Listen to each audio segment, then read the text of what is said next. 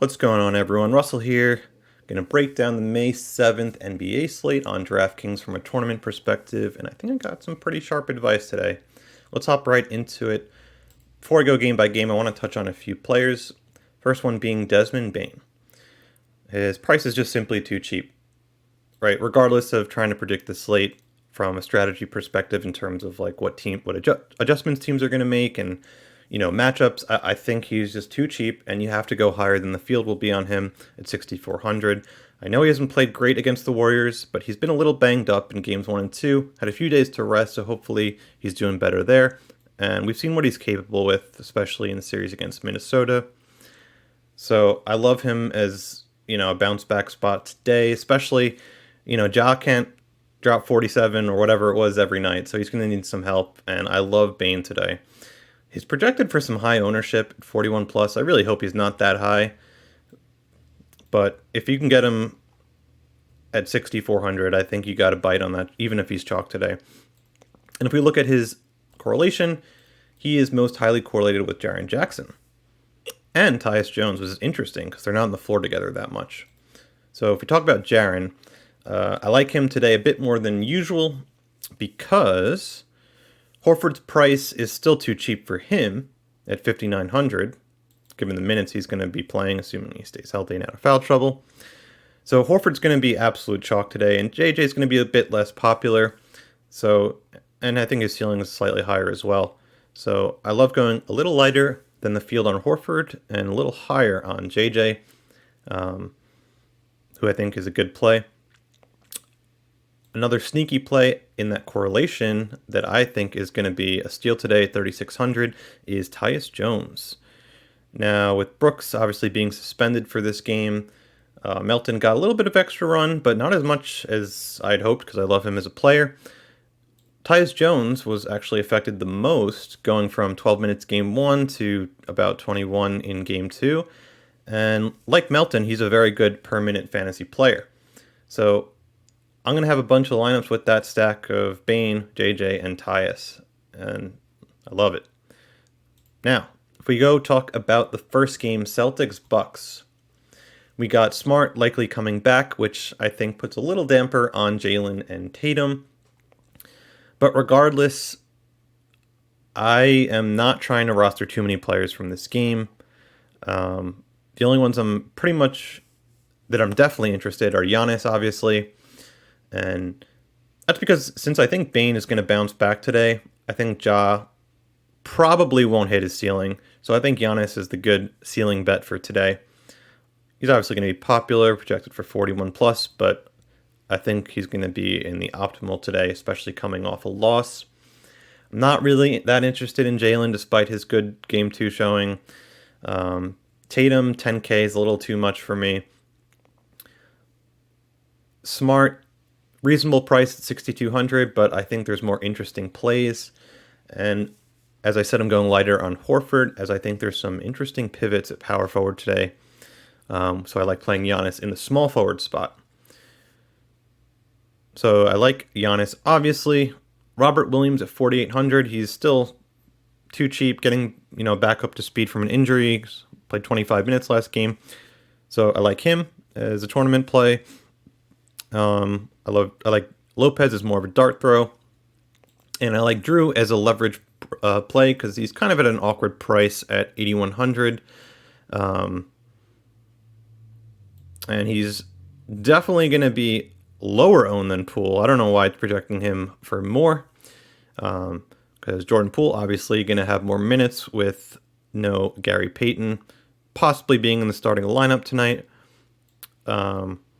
So aside from them, I also like Portis as a dart throw, especially because he's 200 cheaper than Horford.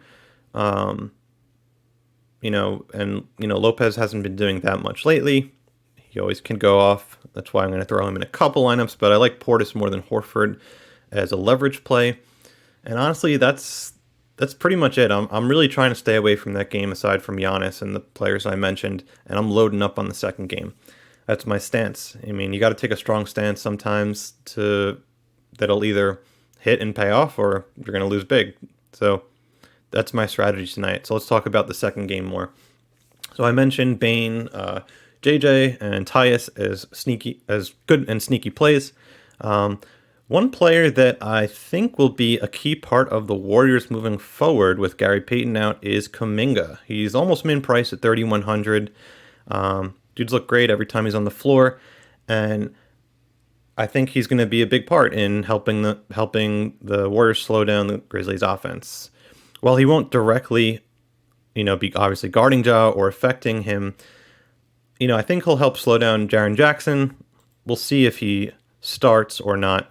But regardless, his athleticism could pose some problems for the Grizzlies. And I mean, 3,100 could, he could hit 30 fantasy points and then that pretty much puts him in the optimal. So I love playing Kuminga. Value plays on the Warriors aside from him, especially with Peyton out. Clay, 7,100, played 41 minutes last game. Yep, 41 minutes. And an interesting thing with Clay is he's most highly correlated with Poole, which is kind of counterintuitive. Because when you think of Clay, you just think of scoring, and same thing with Poole. I mean, he's definitely gotten better as a playmaker too. But I went back and I looked at like recent box scores, and Jordan Poole is really negatively correlated with Curry. So when I'm going heavy in this game, I'm doing one of two things. I'm either playing Clay and Poole with some Kuminga, or for more leverage, I'm going Curry and Draymond as they have the best correlation between each other. Definitely going to be a lot more leverage there. Curry at 9,200. People, there's just a lot of value elsewhere with Melton. Smart's fairly cheap. Bane. So Curry and Draymond's price too. Let me mention that. It's at 6,800. I mean, if you compare him to JJ, Horford, and obviously Kuminga, he hasn't been hitting near close to value at that price. And he's a triple-double threat on any night. No one's going to want to pay 6,800 when there's other options like Horford about 1,000 cheaper. So I love stacking Curry and Draymond, and even throwing Kuminga in that lineup too, even though they're both kind of power forwards, Draymond and Kuminga. So that's my strategy with rostering Warriors. I mean, those are really the only Warriors I'm interested in. You could play some Otto Porter, but I would rather go with Kuminga, as I think they're going to need him for his defense. Plus, the Warriors shot 7 of 38 from 3. That's not going to happen again this series. Or at least the chances of that happening are astronomically low. Let's put it that way. So I don't think they're going to need to play Porter, who can get hot on offense.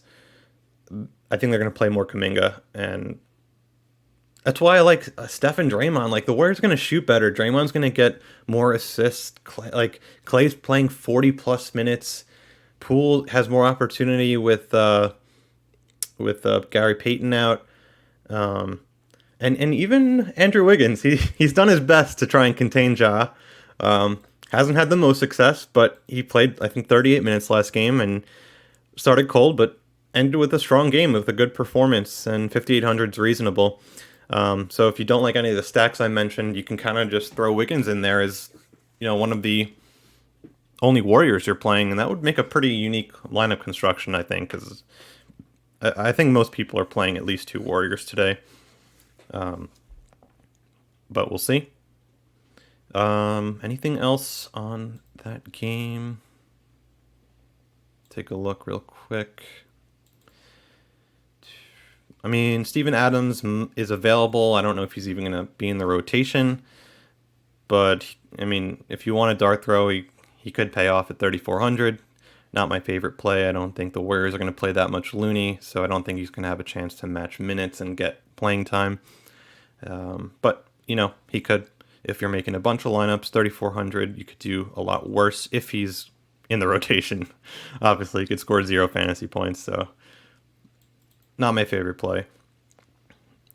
I think I mentioned Zaire Williams at 3,200, another value play on Memphis. Looked really good last game. Stepped up with Brooks, getting ejected. He's probably going to get the start tonight. He'll obviously be popular, but if you're trying to fit in a bunch of studs like Curry and and Giannis, or, Ja and Giannis. I mean, you got Kuminga at 3,100, you got him at 3,200, so you definitely could take a Stars Scrubs approach tonight. And that's all I really have to say. I think I'm on point today. Obviously, could be wrong, but like I said, you have to take a stance and you have to have a clear vision in mind to take down a tournament. You need luck too, but if you don't take a stance, you need an absurd amount of luck. So those are my thoughts on today's slate, and hopefully I'm right. Good luck.